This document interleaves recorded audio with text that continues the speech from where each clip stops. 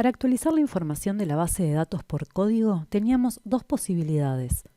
Hacerlo utilizando el business component de la transacción a través de sus métodos insert, update o delete, o en lugar del insert o del update el save, o incluso el insert or update, o hacerlo exclusivamente dentro de un procedimiento a través de los comandos new, for each con asignación directa de los atributos a ser modificados, y el comando delete dentro de un for each para eliminar el registro en el que se esté posicionado.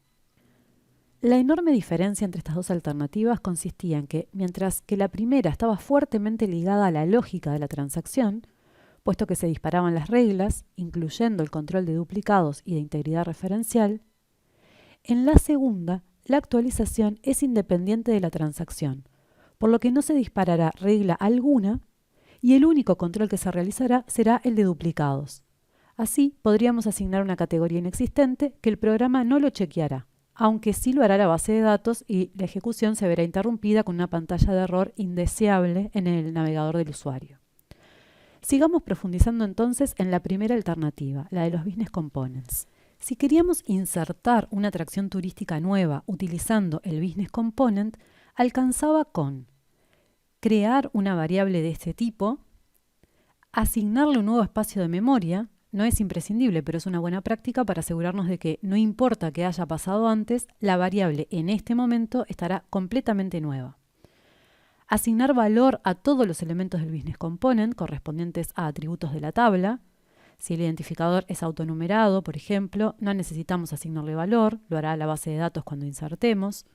Si a algún atributo de la tabla no le asignamos valor, quedará vacío o nulo. En general esto no es un problema, salvo para el caso de que el atributo sea clave foránea y no admita nulos. Allí, cuando intentemos insertar, dará un error de falla de integridad referencial.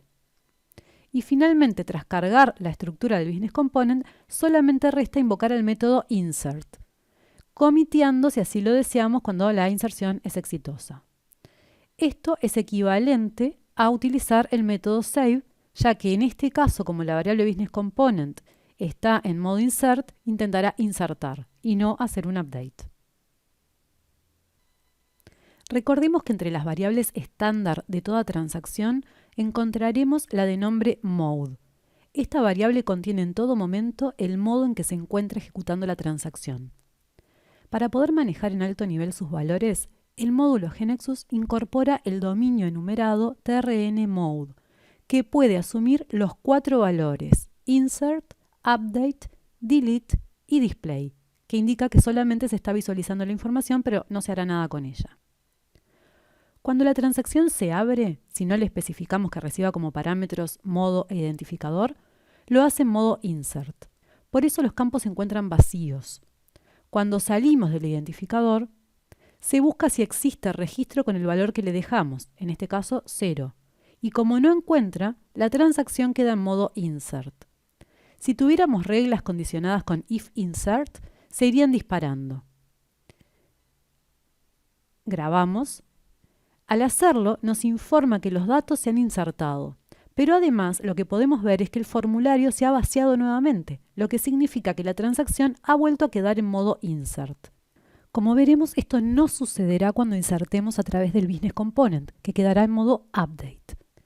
Si ahora elegimos un valor preexistente en la base de datos para el identificador, por ejemplo el 5, que es el que acabamos de insertar, al abandonar el campo, la transacción trae cargados sus valores en los campos de la pantalla y queda automáticamente en modo update. Podemos modificar algo, por ejemplo, quitarle la categoría dejándola vacía, suponiendo que aceptamos nulos en esa clave foránea, y al confirmar se nos informa que el registro fue actualizado con éxito. Pero además quedamos posicionados sobre ese mismo registro en modo update. Aquí sí, el business component se comportará de la misma manera. Veamos qué pasa al trabajar con el business component. Contamos con el método mode que nos permite consultar en qué modo se encuentra. Es de solo lectura. Si definimos una variable attraction y consultamos antes de hacer nada en qué modo se encuentra, veremos que está en modo insert. Toda vez que la reinicialicemos con new, quedará en ese modo. Luego ingresamos los valores que querremos dar a los atributos de la tabla asociada, solo aquellos que no queramos que queden vacíos. Todo ese tiempo la variable Business Component seguirá en modo insert. ¿Qué pasa una vez que se ejecuta el método insert? Se intentará realizar la inserción en la base de datos, ejecutando las reglas que correspondan. Si el proceso es exitoso, nos quedan cargados todos los elementos de la variable Business Component con los valores correspondientes.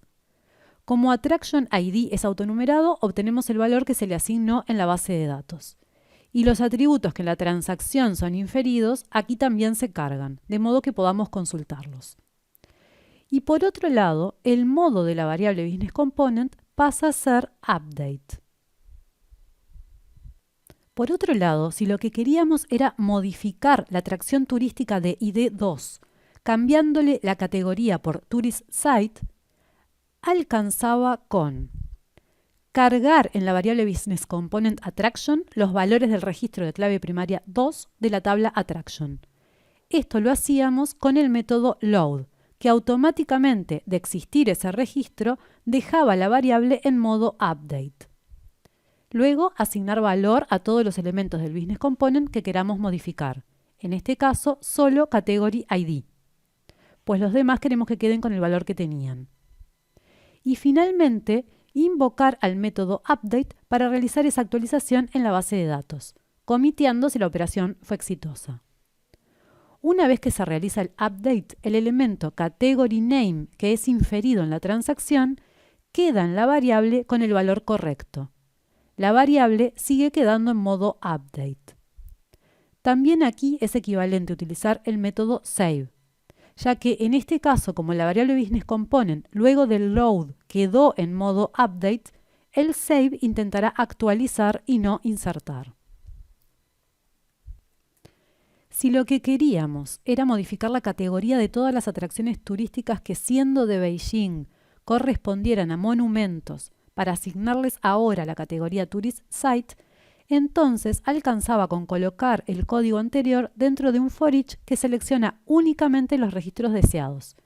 Y el load se realiza por cada Attraction ID de esos registros. Así, primero se hace el load del de ID 2. La variable queda en modo update. Luego se modifica su Category ID. Y al ejecutar el método update, se actualiza el registro en la tabla y la variable queda con el category name correspondiente. Y luego lo mismo para el siguiente registro que cumple las condiciones, esto es el de ID 4.